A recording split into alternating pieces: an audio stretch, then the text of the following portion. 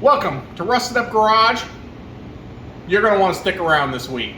We are converting this car over from the pile it was to ready to go on Hot Rod Power Tour in 14 days. Now you saw the first video where we brought it up and we started getting the motor in it, but we do a whole bunch of work to this sucker to get it ready. So stick around and be watching out for videos. There should be a couple more coming out this week, and then we're going on tour. So be watching for those as well. Thanks for subscribing, thanks for liking, and continue sharing.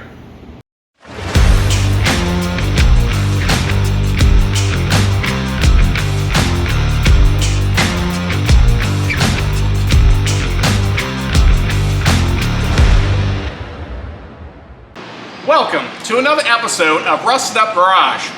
I want to take a second and thank you all who've been hitting the old subscribe and hitting the old like button and run the comments out down below. We've been trying to get to some of those when you guys comment.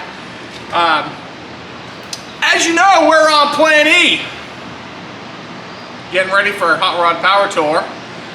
We've had to switch directions A, B, C, D, 5 times. 5 times, that's E is 5. Look at all the digitals I'm doing. So anyways, as you guys saw in the previous video, we rejuvenated on that whole unit behind me. And now it's time, put the old power under the power barn. We just happen to have this 400-ish horse, 400 foot-pound torque, 350 just sitting in the corner, just waiting for something. And then we managed to score a 700 R4 that we're taking on loan out of that Jaguar. Sorry, just rabbity. So now we've mated them together. I mean, they're together. I haven't hooked torque converter because I gotta put some spacers in there, and I'll show you guys that. Don't worry, just bring it back. Well, now we're about to take Forky the pig and lift up the old power and put her in the barn. So what we're going to do is we're going to bring you along, meaning on the tripod in fast forward, as we attempt to put this Chevrolet motor in that Oldsmobile. I do apologize to the Oldsmobile people, but look, this is what I got to deal with. This is what I got to work with. I get it, sacrilegious. I'm with you, believe me. If I had an Oldsmobile engine here, it'd be in it. I don't. I have this engine in here. So at least it's not a Ford. I mean, that would be really bad. I have a Cummins diesel. That would be, I should have done that. Okay, sorry, rabbit hole. But anyways, Zach's gonna put you on the old pod. We're gonna fast forward this sucker through and we're just gonna go poof, right in there, just like that. Probably not. Probably gonna fight it the whole way. But this is the first motor you guys see this install. We've removed like 18 of them, and we've never put one back in. So this is the first for Rusted Up Garage, and you're here to witness it. So go ahead, Zach. Let's go over here and just show them where we're sliding this hot rod. The power's going into the power barn, and you can still see it's new. Oh, she should be, it's gonna be like a fine running automobile when we're done with her. Now I just need to get Zach to sand on it so we can get her painted up pretty. You wait and see the color. Let's just say it's gonna be real nice.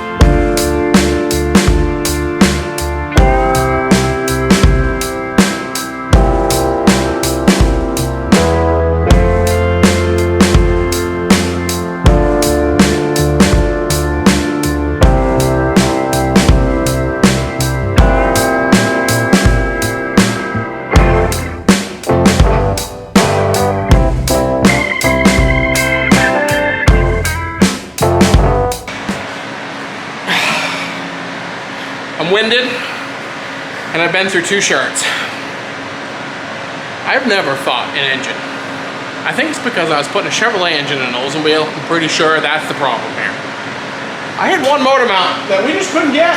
I mean, we fought it and fought it and fought it and fought it. And then we ended up unbolting it from the frame, slid it right in there, bolted it in, and set right back down, bolted right to the frame. Like 2 minutes. After about an hour of pry bars and swearing. But the power is now in the barn. It's there. I'll show you the top side in a minute. But it's in there now. So now I got to say basically again. And I'm going to see what I got to do to make the cross member work. Get the transmission bolted in. And then we will lower the car down and start dressing off the top. But I've got to get the cross member to work now. But power is in the power barn. 4 hours later. And it's hot. And I'm sweaty. And you can start recording me now. Okay, let's talk turkey. Actually, there really ain't turkey here. We can talk engines though. So as you can see by, behind me, it's there. The whole engine's there. Zach's actually working on it right now. Hey Zach, look, it's you on the camera this time. What are you doing, Zach? Installing a TV cable. A TV cable. So what you guys don't know is we're gonna put a big screen TV right here. Oh, it's not a TV cable?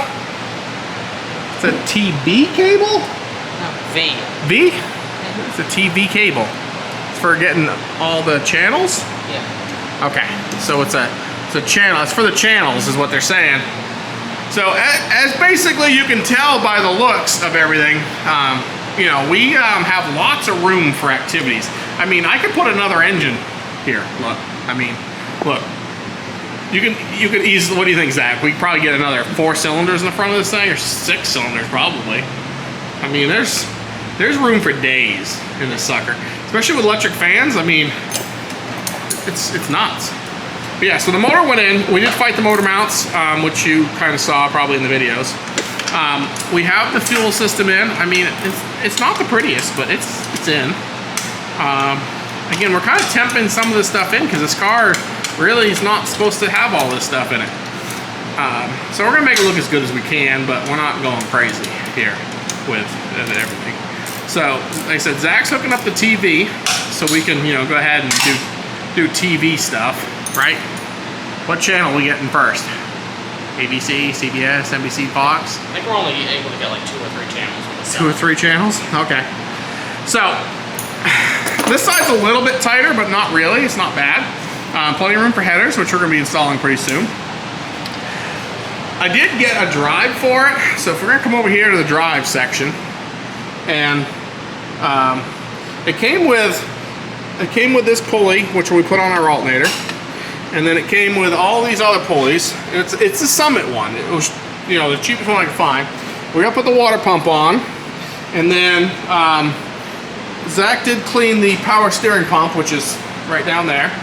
And we got to press that on, and then we can put headers on, and we're getting closer. You can see, we're just, I know it's missing some stuff in the front, but that's because we keep taking stuff apart. But I'll set you up on the stand here, and I'm gonna start putting the water pump in and starting dressing the front of this motor up. Sound like a plan? Yep, sounds like a plan.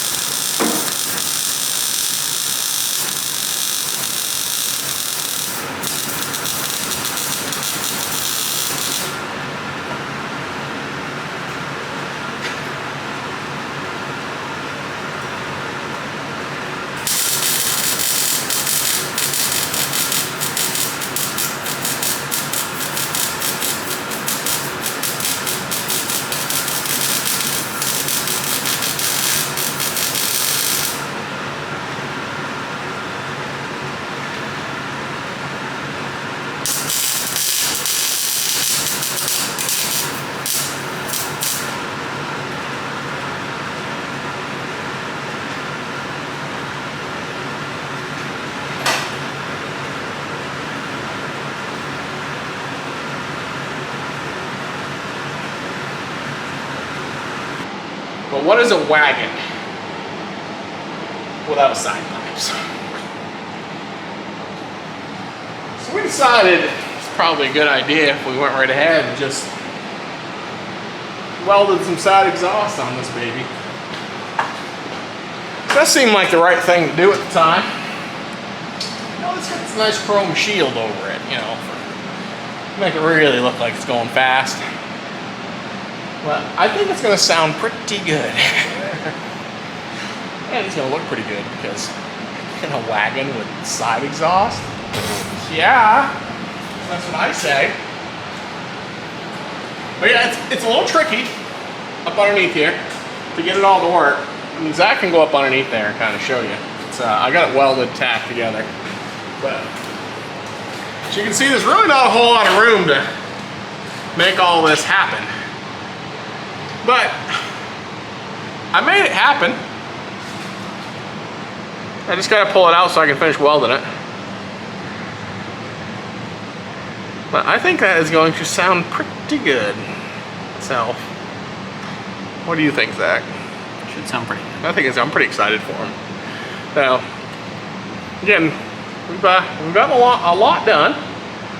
I'm not sure where this part's coming in the video, but I mean, you saw what we did out on the top side. We were doing all that. It's probably part of the engine one. Maybe. I don't even know. It's late. We're like 19 days in. It's 10 o'clock at night, and I'm welding side pipes to my car. Parts are coming in like crazy, and I mean, I think we're gonna pull her off.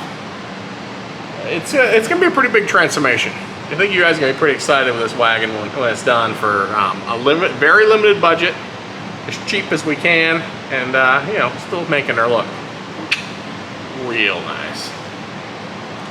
But now I gotta jump on and do the other side because obviously there's no exhaust there. You can pretty much tell by, you know, the way the header just is there. But this side is tacked on, it's all squared up. I gotta pull the hangers off now and unhook it from the header, bring it down, weld it all up, and then it's going back in. It's done. Bolt her in. We don't have time to put things in and on and off, on and off, on and off. It's you pull it off, you finish it, you put it right back on, it's done. Check. We're gonna make a checklist, speaking of that. Maybe at the beginning of the next video we'll do that.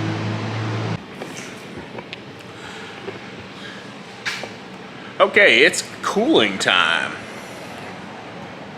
Which actually, it's kind of cool out this evening. It rained all day today, which is nice. So, came home and the garage is pretty cool. So now it's time to make the car pretty cool.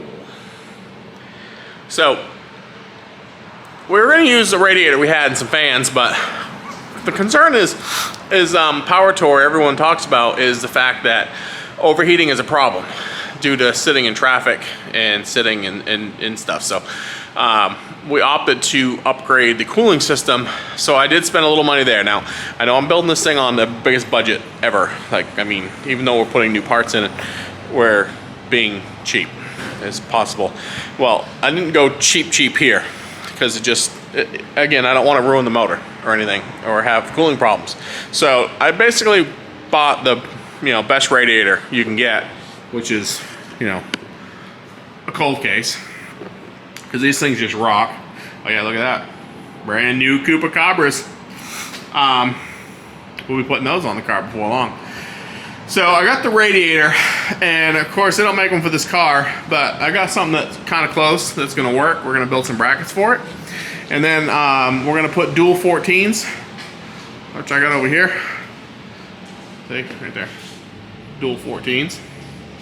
The problem is they're like 3 or 4 weeks out on the case. So in order to put 14s in it, they didn't have the case. So I told them just send me the 12s and I would just cut it myself. So we're going to do a little more, story of my life, modified parts.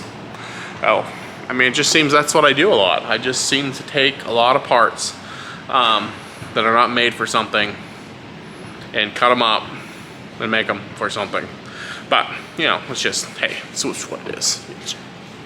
Whatever. I don't mind. I don't mind cutting up new parts. It don't bother me a bit. Nope, not a bit.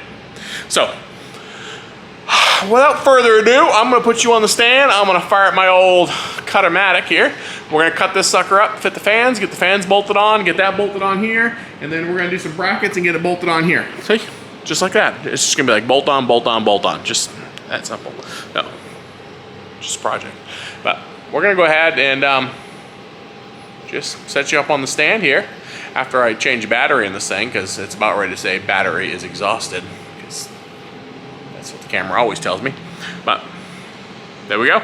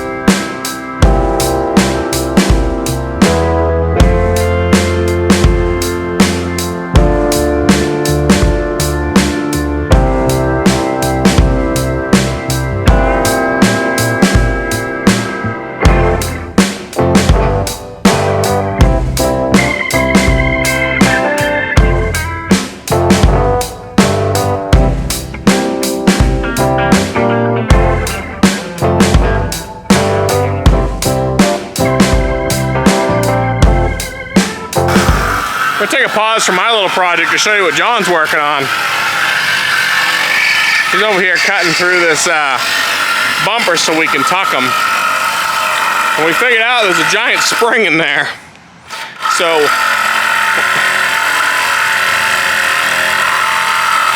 when you cut it loose, it sends it flying.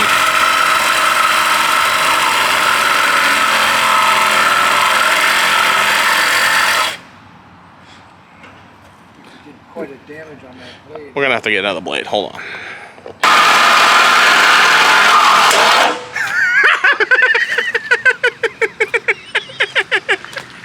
There you go.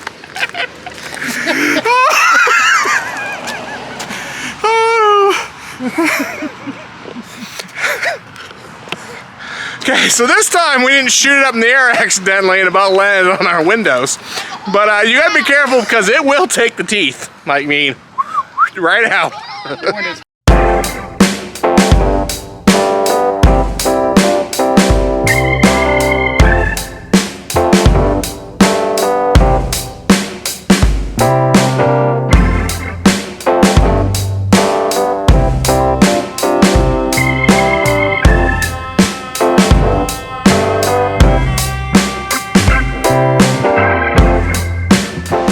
Well, everyone, as you can see, we restored on this part of the car as well the other day when we were, restoring on the top side. I mean, look at that sway bar. I mean, that sway bar looks brand new. I mean, it is. It's basically brand new now. Well, I had some hard decisions to make because the ball joints are worn out of this thing. The bushings were froze solid in this thing, and it had to be replaced. So I started, on my old beep, beep, beep, beep, beep, beep, beep, beep, bringing her all in, and I went to like 8 or 10 different sites because this thing is getting built as cheap as humanly possible. With safety in mind for my family that's still going to work, and I mean, I know it's going to cost a little bit. Okay, so time I added ball joints in and I added bushings in and then I pressed them in and did all that. Here's the original units. So I'm just going to show you these units. I mean, they're fine specimens of Alabama. I've been living here since 1988 and I have just deteriorated to death, and and such. So that's the upper of that crusty disaster. Here's the lower. I mean, it's bad, and the bushings are equally as bad. Well, when I was on there, and I'm an O'Reilly's guy, but I have to say, I got in the zone this week. Okay, they had a deal going with like 85% off and free shipping the next day and everything else. I literally, look at this, guys. I was able to buy the entire A-frame put together with the ball joint for what it was going to cost me for the parts to fix that one, okay? It is new. I mean, I don't even have to, I mean, I'm sure it's China's best, but it's greasable. I don't have to assemble it, and time is of an essence right now. I was actually pretty impressed. So, you know, and on top of that, it says Duralast. So you know it's gonna be good, because it says it right there, last. Or maybe that means I'm gonna be last. I don't know, but look. I mean, look at this upright frame. I mean, that thing, I mean, it's Taiwan. I mean, that makes it even better. I didn't even realize Taiwan. I mean, things are way better in Taiwan than China. It's pretty much the same place. I mean, you get it. But the time I put a ball joint in it, and I put these bushings in and all that, and I rebuilt on her, I would have more money and time into using them than just replacing them. I couldn't believe it. You know, I mean, I had to believe it, because it was right there in front of me. But I'm just saying, sometimes you guys might want to get on and do some research, is kind of what I'm saying. And find out. I mean, I was at, like I said, 5 or 6 different sites. I put everything in the basket, hit the old codes, and I just couldn't believe. And then we got, you know, the rest of the front end gear that's smack worn out. So we picked up the, you know, this is pretty much the parts to rebuild on. Tie rod inner. Now these are China. I just Taiwan quit making those. So I got the inners and outers here. We got some adjuster sleeves. Now these are not Duralast because these were cheaper. So, you know, I mean, they're adjuster sleeves. I mean, who cares? So yeah, these were cheaper than the Duralast.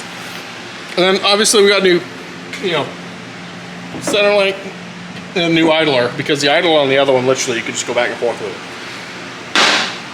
So I did clean the spring and the spindle. I restored on both of those. They're out there hanging out, so we can get those installed. And at this point, I think we're gonna, you know, set up. I even have some new ones of these. I mean, look at these crusty old girls. The ones from the 55, the ones that I replaced to the cool Willward ones, you know, the ones that took off before, they're the same. And they're, you know, practically new. So I'm gonna replace on these with those. That seemed like the right thing to do. But I think what we're gonna do is, you know, land the camera here in a minute. And I will bring you over here to show you how we're gonna set up these. I'm gonna get all these unboxed here in a second. And I'll show you how we're gonna lay them out. We're gonna measure the old ones, lock them down. Then the front end should be pretty close. We also bagged all of our original bolts with our shims, okay? So RR means right rear. Now, I get that these A-frames probably are not exactly like these, but it'll get us close. It'll get us within the boundaries of the front end going down the road straight. So, again, it's just, we're trying to be cheap, put this thing together as cheap as we can, but there's a few parts you just have to. I mean, the front end is just going down the road. That ain't cool. My kids in the back and stuff. You know, if it's just me, I don't worry about that stuff much. But, you know, my wife and my kids, it's just not cool. So, let me get all this stuff unboxed, and we'll come back to you guys in just a minute. I'll show you how we put all this together. And then we'll probably put the old time-lapse on, and maybe we'll even time-lapse putting this thing back in with the springs. I know we left that out of the 55 video, but 55 video was a little more hairy. I had never done one of those, and bolting them in, these are pretty simple. Pretty much your teeth shouldn't be removed during this process. So we'll probably record on that for you. Okay. I'm gonna get on that. We're gonna just hold on a minute. We'll be back with some open boxes of tie rods.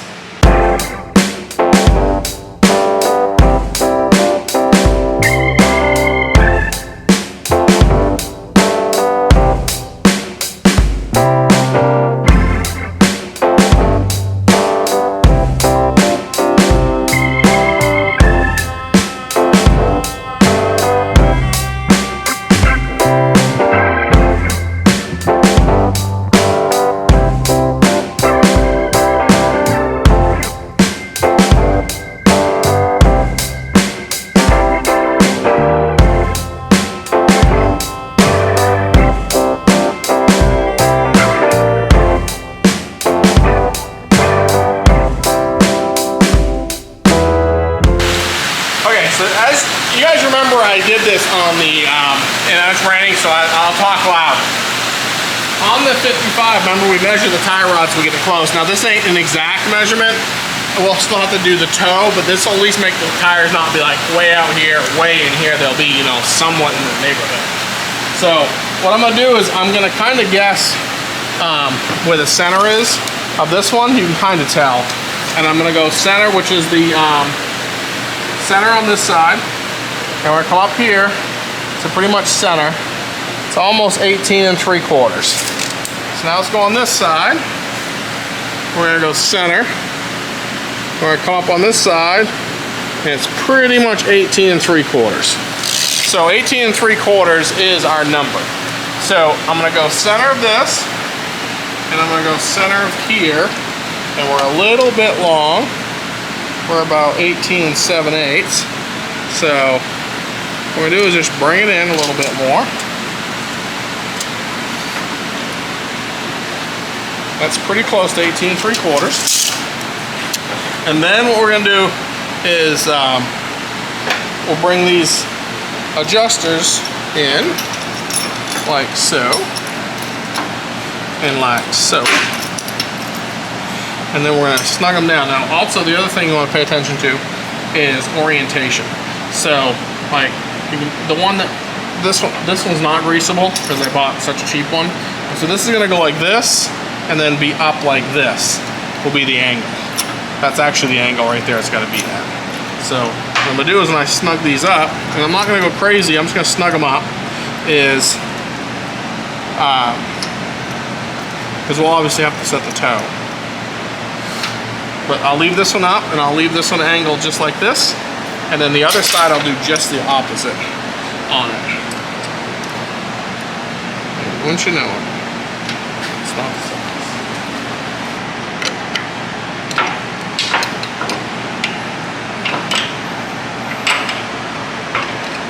Seemed like it took an hour, but it really didn't. No, but there's the tie rod ends. So now we're going to put the idle arm in, put the center link in, and then at that point we'll put the A-frames in it, spindles, and we'll do the assembly. So we'll stick you on the old pole stick over there in the corner, and you can watch us work on getting this thing assembled.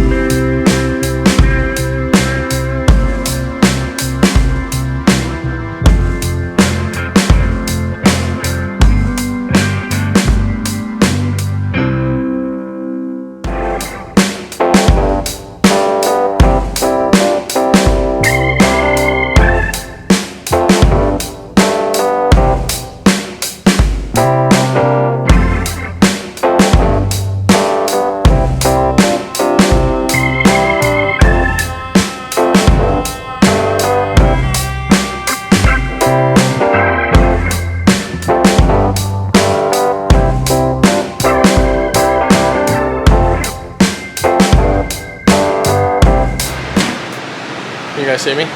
Yeah, you guys can see me. Okay, I don't know how well you can see what we did. Okay, but we obviously got the lower end. I showed you how we put the spring in, okay, with the jack, and I'm not a professional and don't follow what I do, but what I did worked. You see, teeth? Still got them. But we basically got the jack up underneath it, lifted that, and I just kept getting that spring to slide up into its groove up here. So that's all done. The spindle is used. That's the original spindle. I rejuvenated on her though. You can tell by the way it is. And now I just got to put the obviously the tie rod on it. For some reason it's still there. But now I just got to put tie rod on it and put the sway bar on it. And obviously we still got to deal with the brakes, but the rotors won't be here for a couple days. So once the rotors get here with the bearings, we can put the rotors on, change brakes, and front is off the checklist. And then it's the rear. Wait and you see what we do in the rear. I probably should have recorded it. But we're gonna go on the other side and we're gonna do the same thing. So now the front end's done. We have got to really make a checklist, I'm thinking, pretty soon. But front end's done. Good news is brake parts came in for the back. So I guess we can kind of go over that next. But I mean, the front end's done minus the brake part, but them parts are not in yet. So as soon as those parts come in, we will hammer on those. Let's go to the rear. Here we are, Zach, in the rear with the gear. Or I should say, a lack thereof of the gear. And if you look down that hole right there, oh no, you can just go ahead and just let the light come through. Shut it off. You can see right through. Look back here. Look, there's no gear in my rear. So let me tell you what's going on back here, okay? Wheel seals are leaking. Pinion seal was leaking. The other side, the wheel cylinder's leaking. I'll show you that on the other side. Actually, we can go over there. It's probably more light. Let's go over there, Zach. More stuff for us to try. Some nice new parts. Okay, now you can really lay out. Look at that. You can see the gears that are missing now. I mean, you can just, you know, it's just, they're gone. So you can see this one was leaking basically by the way it is. And I mean, I could totally, you know, rejuvenate on them. But again, for what we're doing, we just need to go ahead and fix on this. So I actually picked up these new wheel cylinders right here. They are the AC Delco brand. Why? Why, you ask? They're the cheapest on Amazon. So that's basically why I bought them. I guess they're so cheap they don't even come with the plungers anymore. You gotta reuse your old plungers. Ain't that some crap? But anyways, that don't matter to me. I can reuse my plungers. Those are going there and fix all this. Again, lots of leaking going on here. So I got new shoes, new spring kit, new seals for the rear. Well, we popped the cover off, figured, you know, since the rest of the car, it has 100 and whatever thousand. I don't even know what the mileage on this thing is. I don't even know, it may not be much. It's been in the Alabama sun and Mississippi sun since it's been new. Every day of its life. So, but basically, we did some calculating, some mathematicians, and it had a 293 rear gear. Which, I mean, it's a great gear if you want to do 180 miles an hour at 2,000 RPM. No problem. Honestly, it had so much gear. I bet you the car was so heavy and had such lack of motor, it couldn't outrun the gear anyways that was in the car. Just the drag on the car couldn't get there. So, again, we're taking on a Hot Rod Power Tour, and we're gonna, you know, we wanted something that's gonna kind of, you know, give us a little more oomph. So, good thing for quick performance, they have their $99 gear sets. Oh yeah. So we went ahead and got some, you know, 373s for it. That should really just wake her up in the giddy up and go department. It'll probably only do 70, 75 down the interstate at $6 grand now. But hey, it'll be a lot of fun to get there. I gotta finish rejuvenating on the back corner here. I may actually get that tonight. I may just hit that tonight. I'm almost done working tonight, so I might do that and let it dry overnight. And then tomorrow is another day of work. And then I'll get home and I'll work on this. Hopefully tomorrow we have the brakes done. Rear end parts are on their way. Maybe the front brake stuff will be here tomorrow. I can get that on tomorrow night. And then the front will be basically wrapped up, I think. Front end will be good, minus the shocks. I gotta order those. I got a call about getting the drive shaft shortened because that's too long by like 2 or 3 inches because the transmission is longer than what was in it. And that should conclude on it. And basically it'll be front brakes, rear brakes will be all new, all the parts, whole new front end, new rear end gears, new shocks, obviously a new motor. The transmission don't have 100 miles on it. And so underneath should be good. We got to build the exhaust and all that, and finish the stuff on the motor area. And then Zach's got to get going on sanding. Probably have to hit that hard and get that knocked out next week. Next week will probably be priming and painting week. That's what I'm thinking. That's kind of the goal. If we can get the rear end bag in it, we'll get it out in the wedding tent. Have a couple marriages, get this thing sprayed out, and then get back in here and get it finished up, because the old tour is coming, and this old girl, I think she's going to be a lot of fun. She might roast a tire or two. I think you're going to be pretty excited what we do with the outside of her. We got some work ahead of us. But on to the next part. I'll bring you back for more updates and more stuff. I'll probably bring you out when I redo brakes.